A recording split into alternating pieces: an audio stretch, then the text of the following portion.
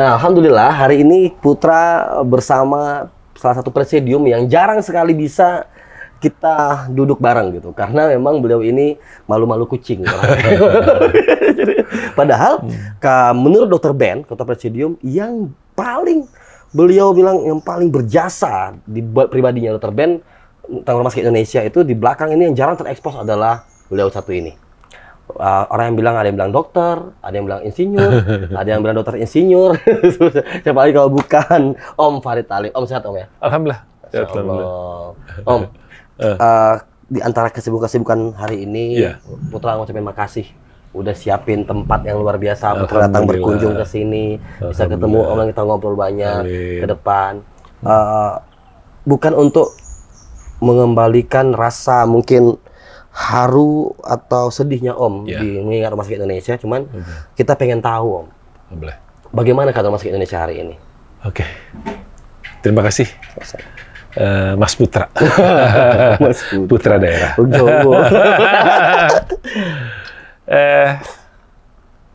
Rasa bangga, haru, sedih memang bercampur ya saat ini. Kita ikhtiar dari seluruh lapisan masyarakat untuk mewujudkan Rumah Sakit Indonesia yang ada di Palestina, khususnya di Gaza.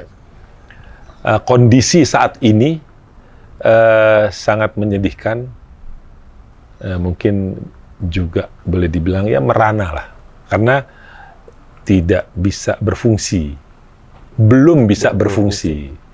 Belum bisa berfungsi bukan kita tidak berupaya untuk memungsikan. Tapi keadaan yang memang belum bisa memungkinkan itu kita melakukan sebuah terobosan menyegerakan untuk bisa beroperasi. Dengan kata lain, kalau bahasa teknisnya kita merenovasi segera. Itu masih perlu proses, perlu waktu, karena sampai saat ini peperangan masih berjalan. Kalau ditanya kondisinya, ketika rumah sakit masih berfungsi, kita pun sudah dibikin oleh Zion Israel itu sebuah kesulitan-kesulitan dari mulai dentuman bom di sekitar, lalu beberapa supplier mulai dipersulit, mobil khusus yang berkaitan dengan bahan bakar. Kan kita hidupnya dengan solar. Kalau tidak ada peperangan dalam kondisi gencatan senjata, itu kan digilir. Genset itu tetap berfungsi dalam 24 jam, namun durasinya lebih pendek. Kalau kemarin setelah peperangan total tidak ada listrik dan itu 24 jam mereka bekerja. Untungnya kita punya 2 generator yang besar, 1 yang sedang. Itu bergantian. Memang kita setting seperti itu. Tangkinya juga cukup besar. Itu ketika masuk minggu ketiga atau mendekati minggu keempat, sudah mulai sedikit kesulitan, kolaps. Tapi masih bisa diatasi mensuplai dari tempat-tempat sekitar yang masih ada stok. Walaupun itu harus diambil atau delivery dalam keadaan perang. Dan terakhir, sudahlah dipersulit, kita pakai minyak dan gensetnya ditembakin. Ditembakin. Hancur. Artinya tidak bisa berfungsi lah. Sudah hopeless. Akhirnya mereka berikhtiar dengan sebisa mungkin, sisa-sisa. Ada sedikit solar cell ya, tapi tidak maksimal. Lalu mereka mulai ditekan untuk segera mengosongkan, mengungsi dan seperti yang kita lihat. Itu kan sebuah kebiadaban ya dari sebuah komunitas manusia yang betul-betul semua aturan regulasi apapun dilanggar. Ya. Lalu kita mulai lagi memantau, melihat sampai sejauh mana gangguan ini terjadi terhadap rumah sakit. Dan itu ketika masih ada tersisa beberapa pasien dan juga perawat, itu mereka melakukan pengeboman dari tank ya. Itu sampai ada yang syahid pertama 8, lalu bertambah lagi 4 menjadi 12. Lalu mereka melakukan lagi pengerusakan di ruang UGD, di ruang kamar mayat, di ruang tempat gas. Hampir di semua pintu-pintu masuk ya. Mereka lakukan pengerusakan. Bahkan bukan itu saja, sampai mereka melakukan pengerusakan di sudut-sudut floor, lantai. Penghubung, jalanan, parkir, semua dirusak sedemikian rupa sehingga tidak berfungsi, sulit orang untuk masuk atau mobile. Kalau dari belakang ini kan kami udah Betul. Udah pada hancur Om ya. Nah, mungkin Ya, ini kan ruangan UGD tuh yang bolong. Iya. Gitu. Itu kan pasti pakai pakai. Nah, disinyalir nih, kan beberapa hari kemudian setelah kosong, mereka datang lagi. Datang lagi, oke. Mengisi, masuk ke dalam. Mungkin itu kan dia pernah fitnah kita tuh ada terowongan. Iya, Nah, itu. kalau ada dia pasti udah publish dong. Ya kan? Nggak dipublish tuh. Bahkan itu disinyalir. Dari tempat inilah mereka menembakkan orang-orang di sekitar. Karena kan ini kan rumah sakit kita nggak ada belakangnya. Ini muka semua. Oh, iya, Kan segi 8. Iya. Ya heksagonal ya. Iya. Gitu. Jadi muka semua. Mereka melakukan itu hampir semua jendela tuh pecah, hancur. Mereka melakukan semua diduga ya penembakan dari situ. Ada snipernya barangkali. Ya melakukan ke penduduk-penduduk di sekitar. Nah, kan Om yang paling tahu ya di saat pembangunan rumah sakit Indonesia pertama awal ini, karena memang Om yang pimpin secara konstruksi dan lain-lainnya Om. Nah, waktu plan itu Om, master plan itu emang pada nggak tahu bahwa itu akan ada terowongan apa enggak? Harusnya udah kebaik, udah tahu dong. Artinya gini, itu kan memang dalam kondisi kita membangun awalan, sesuai desain yang dikerjakan oleh teman-teman ya, saya nggak sendirian, ada arsiteknya, ada strukturnya, ada banyak pihak lah yang terlibat di sini. Saya kebetulan yang berinisiatif untuk mengumpulkan mereka, mengajak untuk kita bersama-sama ke sini. Salah satunya saya. Di situ ada Pak Idrus, ada Pak Rizal, ada dokter, ada yang layout rumah sakitnya itu dokter ya. Ada Dr. Arif, ada dokter-dokter yang lain dokter, lah. Dr. Yose juga almarhum. Dan juga ada yang di lapangan yang ngawasin tuh ada insinyur Edi, insinyur Nur Ikhwan. Ya, dan juga teman-teman yang lain. Banyak sekali yang terlibat sini, ratusan orang. Nah, kembali lagi apa yang mereka lakukan setelah mereka datang kembali masuk menghuni melihat tempat ini, mereka tidak menemukan yang aneh-aneh, saya yakin. Karena kalau ada pasti dipublish. Gitu. Nah, ketika dari awal kita mendesain, kita bikin basement, kita gali, kita nggak ada ketemu yang aneh-aneh, gitu loh.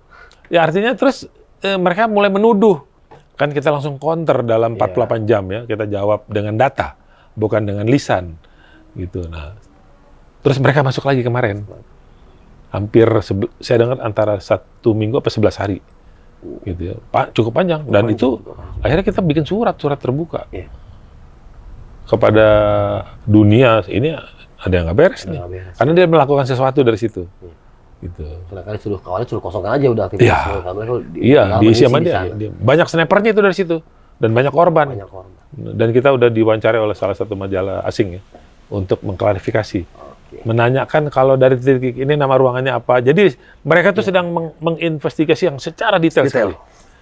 Jadi kan titik yang korban ketahuan, dia tarik lurus ke rumah sakit, ketemulah titik-titik mereka dari ruangan mana dia mereka melakukan.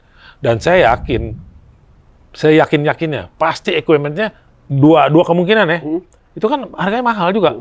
Ventilator mahal loh. Udah yang ICU kan ada 20 lebih kali. Bisa aja dibawa.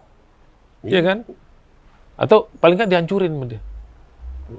Ya, dan udah semua alat-alat kesehatan kita juga kemungkinan besar seperti itu kan kita nggak bisa lihat sekarang. Gitu. Kita bisa lihat waktu lagi rumah sakit ini operasional, kan ada kamera masuk ke dalam. Itu hampir seluruh plafon harus diganti. Kita udah mulai desain. Udah kayak gini. Ya, kita udah desain berikutnya kayak gini. Kan kita punya layoutnya, kita punya gambarnya. Gitu. Pakai besi lah. Kalau sekarang kan cuma pakai aluminium ya, jadi ringan.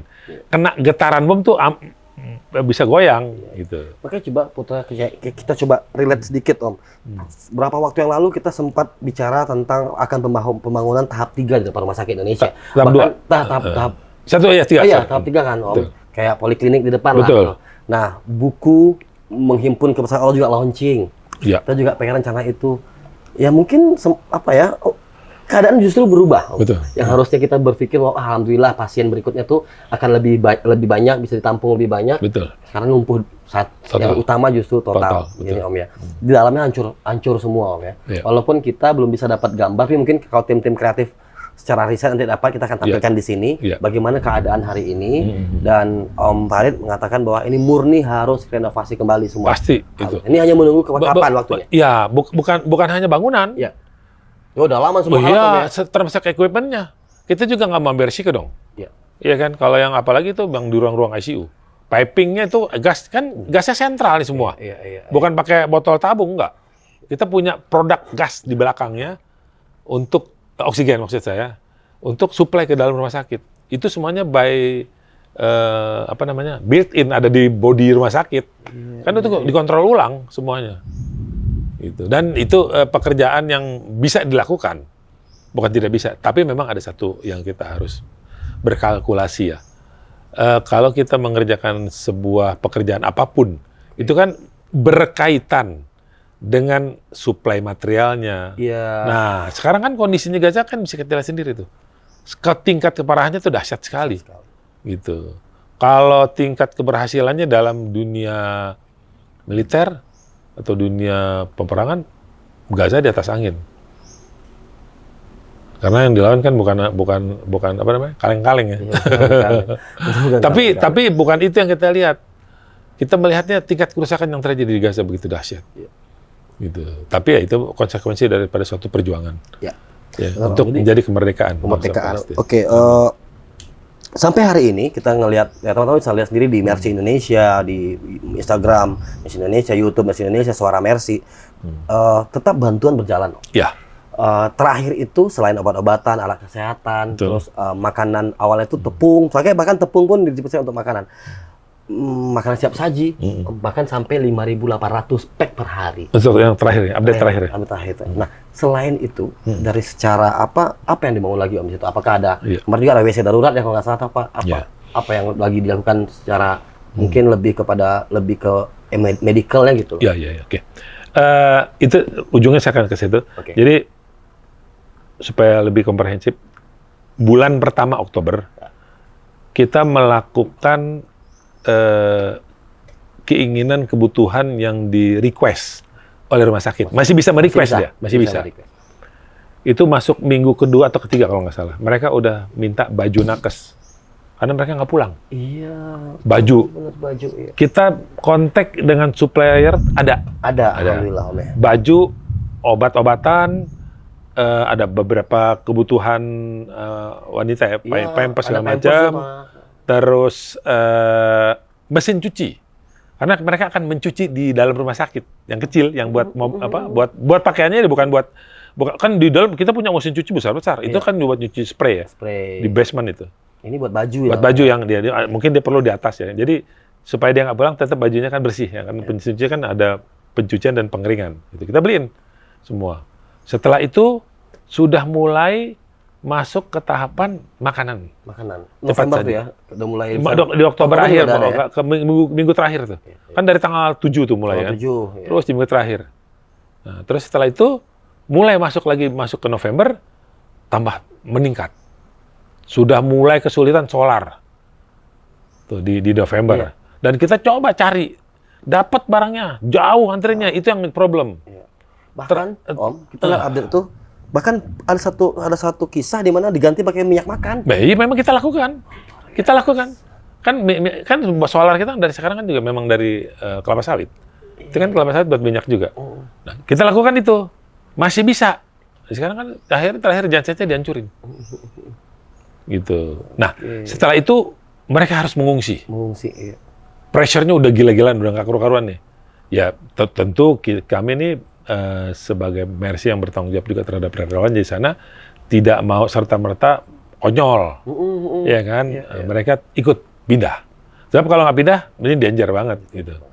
Bisa-bisa jadi mati konyol, nolong nggak mati perang juga enggak, kan kita bukan buat itu, kemanusiaan. Pindah mereka ikut. Nah dari situ kita kasih pengarahan, supply ke sumber dana dia kita tingkatkan, cari di antara pengungsi yang bisa masak. Ini kan yang relawan nggak bisa masak nih yang dua. Gitu. Tapi yang satu yang lokal bisa masak. Ngerti belanja, memang orang sana asli gitu ya. Dan dia pisah sama istrinya, sama anaknya.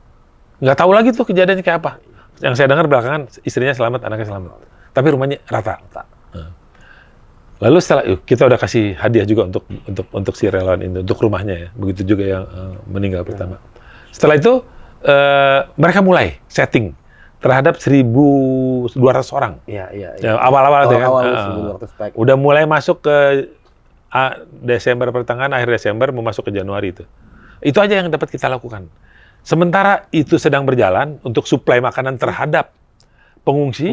Makan 2 hari minimal 2 kali. Dan tenaga kesehatan, tenaga medis yang mungkin pasti, Om ya. Nah, di sisi lain kita mulai ada pembicaraan dengan teman-teman medis, bagaimana caranya nih rumah sakit dari 36 ya kalau nggak salah, apa 33 saya lupa, yang berfungsi sekarang cuma 10 apa 8. Hancur semuanya, dihancurkan bukan hancur. Iya, dihancur. Dirusakkan gitu.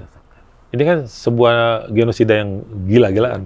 Nah, setelah itu kita mencoba untuk berbicara oleh teman-teman yang berkaitan dengan medis. Nah, kita mulai memberikan suplai material alat kesehatan, juga obat-obatan. Itu dilakukan oleh satu organisasi juga yang cukup besar, cukup mumpuni. Nah, itu sedang kita proses. Ya. Bukan proses beli nih, sudah kebeli lagi proses delivery. Gitu. Ada juga kemarin kita usaha untuk mendelivery low material, bahan makanan, terigu, untuk masuk ke Jabalia. Gitu. Informasinya udah masuk, di mana? Dia sulit menyebutkan di mana. Ya kita mau survei. Kan teman kamu adanya di Khan Yunis. Kita juga punya relawan Mercy di Jabalia. Kaget mereka. Gitu. Yang lokal punya. Gitu. Ternyata barangnya belum masuk, tertahan.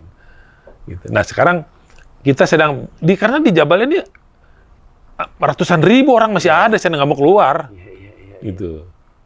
Mungkin 1 juta masih ada. Itu kan penduduknya per 2 juta lebih, 1,5-nya di Khan Yunis, 1 jutanya masih di Jabalia gitu. Nah, itu yang kita lagi coba cari akal membantu yang ada di Jabalia. Tapi yang sekarang sedang berjalan, itu kita sedang melakukan makan. Cepat saji. Kalau memang ada yang bisa kita lakukan, beli baju dingin kita lakukan. Gitu. Kalau obat-obatan ada divisi lain lagi yang coba suplai itu, dan juga alkes, alat-alat kesehatan. Dan kita lagi berencana untuk bisa masuk, apakah itu di perbatasan Rafah atau masuk ke dalam Gaza kah, yang semuanya kita menjalankan ini dengan legal ya, untuk bikin rumah sakit darurat. Atau setidak-tidaknya teman-teman dokter nih bisa ikut berpartisipasi di rumah sakit yang masih berfungsi. Gitu. Harap-harap sih kita bisa balik lagi ke rumah sakit di Indonesia ya. Tapi itu kan mungkin kalau rumah sakit di Indonesia tahap pertama yang harus dikirim ya yang berkaitan dengan pembangunan. Maksudnya bangun kembali kan. Tapi nggak apa-apa lah kalau memang kita udah dapat izin masuk, kita ikut sertakan juga para teman-teman medis. Kan itu melihat kondisi alkes kan orang-orang medis yang tahu. Gitu. Dan ini bisa dibilang 100% udah lumpuh ini udah. Memang lumpuh. Alat kesehatan udah bisa kita nggak tahu kayak apa. Orang jetsetnya ditembakin, apalagi yang di dalam yang nggak dilihat. Iya kan, bisa aja dead door gitu. Walaupun yang awalnya bagus juga hilang, sekarang udah nggak tahu kabar. Betul, kita anggap mesti asumsinya nol. Asumsinya itu. Iya, itu puluhan miliar. Tinggal tunggu birokrasinya gimana kalau udah apa kita betul. langsung kembali nih Om. Terasa banget ininya Om, fungsinya gitu ya. Iya, waktu kemarin yang kita Masya Allah udah siap. Saya beberapa kali terharu ya, sampai berkaca-kaca. Itu ngebayang teman-teman dokter ya, yang mendesain cari di tempat terujung ketika lagi perang ini benar-benar maksimal. Dan ini rumah sakit traumatologi. Ya itu kemarin kejadian. Itu kayak hilir mudiknya, waduh, Masya Allah, tabarakallah. Dengan segala macam kengerian yang kita lihat. Kan itu bom kan menyala-nyala di kanan kiri. Itu kan shock terapi juga. Gitu. Walaupun bilang biasa perang gitu, tapi gitu. Tetap aja. Intensitas yang kemarin, itu cukup. Saya pernah kok ngerasain kayak gitu. Pulang dengar pesawat aja tekap kuping, bener. Saya tadi nggak percaya, bohong nih trauma-trauma gitu. Kejadian sama diri saya. Kita padahal itu saya cuman mungkin waktu itu kan belum bisa masuk 2009. Cuman sekitar 10 hari lah di perbatasan. Setiap hari soalnya. Datang pagi, pulang sore, datang pagi, pulang sore. Itu dengerin beledar-beledurnya gitu. Di Rafah kan mereka lakukan itu.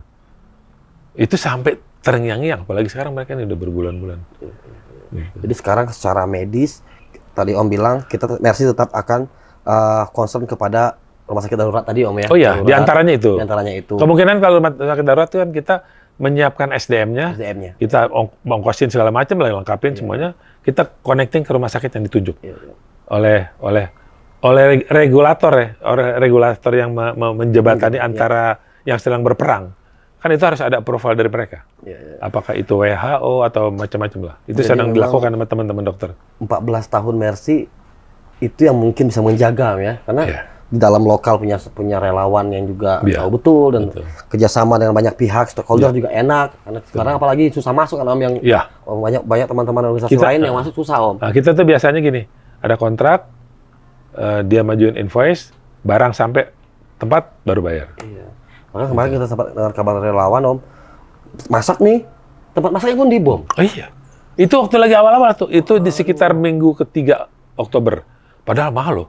Itu pertama udah jalan satu strip, cuman satu kali doang. Agak besar itu kalau nggak salah $4 satu pack. Oke. Ya $4. Terus mau digedein, bukan mau digedein, size-nya sama, cuman kondisi udah sulit. $6,1. Kok tanggung amat ya? Ternyata itu 20 shekel, 25 shekel. Itu mahal loh.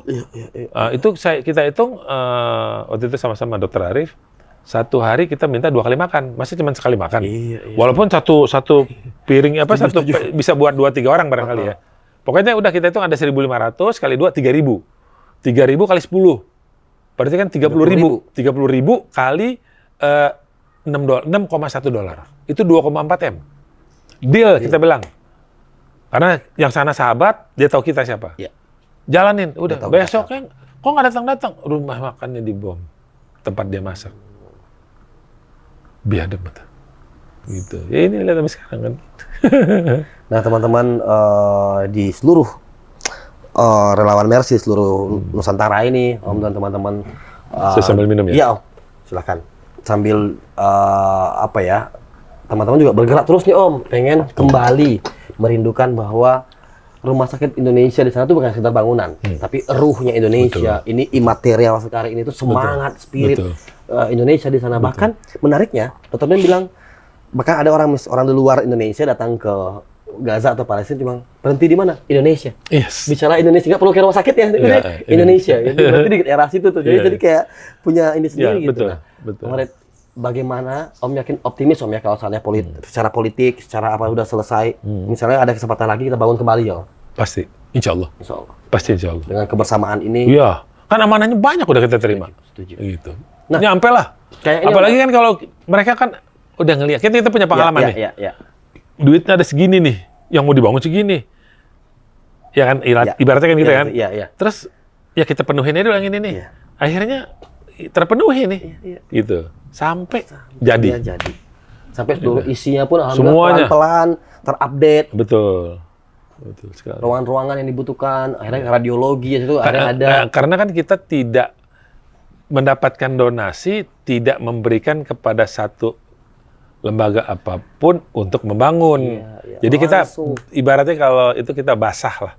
Kita kerjain sendiri, dan ini memang dibangun oleh tangan anak-anak Indonesia untuk mechanical, electrical, dan arsiteknya. Strukturnya memang kita masih memakai. Kan kita belum tahu deh. Kan masih. Ini kan orang pikir kan kalau Gaza, Palestina ini nih negeri antah berantah gitu. Nggak ada ini, nggak ada itu. Kayaknya primitif. Padahal nggak begitu. Nah, ketika kita lihat dulu beberapa waktu yang lalu tuh Om, sebelum perangnya terjadi, tahap 3 kita sebutnya, ada kayak proyek itu awalnya itu untuk apa sih Om? Mempermudah atau memperbanyak kamar pasien atau emang ruangan tersendiri tahap 3 itu? Jadi gini, desain rumah sakit ini awalnya traumatologi. Kalau traumatologi itu kalau disejajarkan, kalau kayak makanan tuh makanan cepat saji lah. Jadi Om ya? Yang ini tidak ada buat rawat inap penyakit internis, penyakit yang lama, yang menua gitu. Pokoknya yang cepat gitu ya, patah tulang, geger otak gitu. Jadi bukan yang buat yang panjang-panjang. Tapi bukan sama umum. Tapi karena kebutuhan di sekitar situ juga tambah lama penduduk tambah banyak. Fasilitas rumah sakit tidak sejalan dengan pembangunan yang ada dengan pertumbuhan. Akhirnya mereka fungsikan ini sebagai rumah sakit umum. Jadi banyak pasien yang rawat jalan, berobat, banyak poliklinik di dalamnya. Itu kita lihat, waduh, udah ruwet nih. Banyak ruang-ruang yang tadinya ruang terbuka dijadiin ruangan, biasanya jadi tempat halaman segala macam. Akhirnya udah kita bersepakat sama mereka, kita ngomong kita mau bangunin untuk poliklinik. Itu yang di depan. Iya, di seberangnya. Nah, dan dia setuju. Mulai ngedesain, bikin gambar, lihat segala macam. Oke, udah approval. Itu sekitar Juli, Agustus lah tuh. September, Oktober. Itu Mereka bikin groundbreaking dulu. dulu. Tapi nggak apa-apa. Nah, itu udah gak ada rollnya kayak begitu. Kita tetap itu prepare untuk bisa jalan. Seperti Om bilang tadi, udah fakta nih. Iya. Rumah sakit udah ada, kebutuhan pasien akhirnya butuh itu. Betul. Ya, sekarang kita bikinin. Udah Om, sekarang berarti ke depan tidak hanya membangun kembali, Bukan. kita harus bangun juga yang di depannya. Iya, itu jelas. Selain traumatologi, kita juga butuh penyakit-penyakit yang durasinya panjang, butuh perawatan. Tapi memang yang kita bangun ini hanya sebuah poliklinik, rawat jalan. Rawat jalan. Gitu. Ya, kan banyak itu, ratusan orang yang berobat rawat jalannya tuh.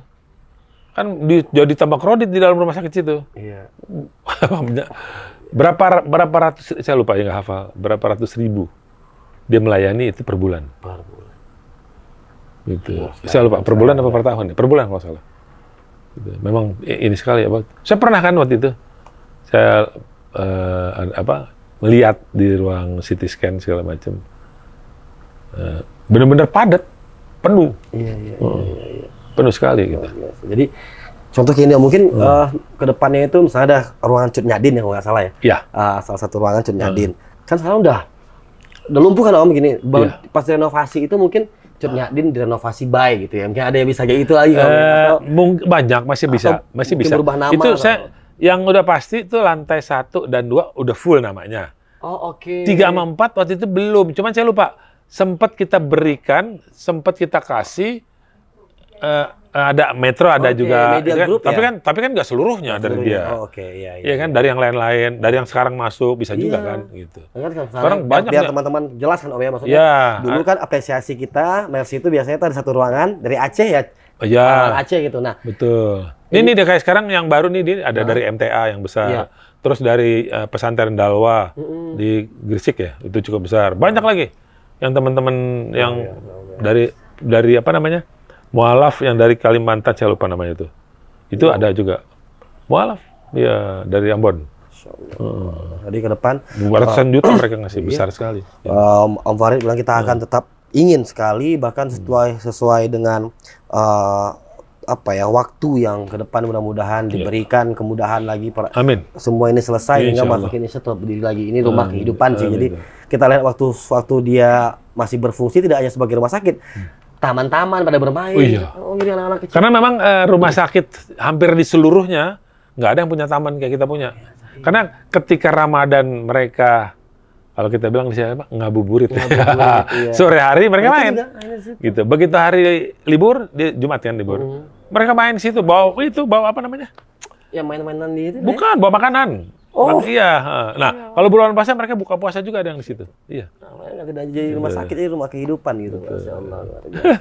Nah, Om, sedikit selain konstruksi dan kita bahas sudah alat kesehatan, sudah Om bilang kita akan update lagi semua udah baru ini kita asumsikan udah selesai lah hilang. Iya. Kita anggap gitu aja yang paling simpel. Betul. Nah, bangunan pasti ke depan juga tahap 3 juga kita bangun. Yang menarik itu ketika Presiden itu bilang tanggal 7 berita muncul. Ya kan? Iya. Relawan memberitahu kepada grup di sekretariat atau dan di official Mercy di kantor. Seorang Farid Thalib apa yang dipikirnya saat itu? Pasti Om telepon orang pertama yang dapat dia Om telepon siapa? Ben, Ketua Umum Dr. ini. Om bilang apa? Kamu tahu nggak? Ini kayaknya Gaza diserang nih. Ini bakalan panjang nih kelihatan ini. Diserang. Gaza, maaf. Israel diserang. Masa sih? Coba lihat deh. Di itu tuh di grupnya belum update nih. Belum. Om dulu yang update beliau. Iya.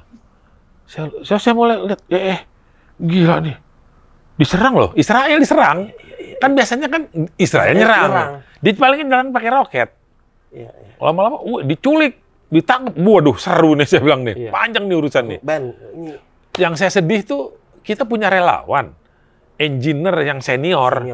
Udah di depan pintu tuh 2 bulan sebelumnya Oktober. Di pintu Rafah, visanya udah punya. Saya nggak heran tuh nggak bisa masuk. Nggak tahu ada apa ya. Gitu. Senior ada. Senior, ya bekas site manager. Udah bolak-balik lah di ke Gaza gitu. Super nggak bisa masuk nanti. Iya. Dan di pihak imigrasinya pun berdebat. Yang satu bilang boleh, satu bilang enggak. Nggak tahu ada pergerangan. Ya mungkin nggak ada rollnya begitu ya. Tulisannya begitu. Om nelfon Dr. Ben. Iya, ini lihat ya di medsos. Udah boleh. Rapat lah kita tuh. sorenya kalau nggak salah. Tanggal 7 itu? Iya, ketemuan langsung. Gitu. Siapa yang hadir saat itu? Lupa saya tahu, ada saya, Dr. Ben kalau nggak salah. Oh enggak, ini video call. Oke. Ini video call, berempat. Ini harus cepat nih. Harus cepat. Iya, langsung kita konferensi pers.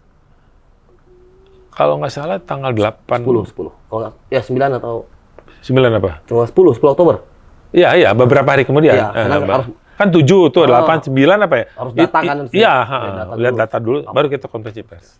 Jadi kita teman-teman semangat, kita harus sama-sama bangun kembali Mas ke Indonesia. Amin, insyaallah. Jadi bersama Om Farid Thalib dan teman-teman, kita percayakan bahwa yuk kita sama-sama, tapi rumah sakit ini kita pengen bangun kembali nih. Karena ini udah Indonesia sekali kan Om. Iya.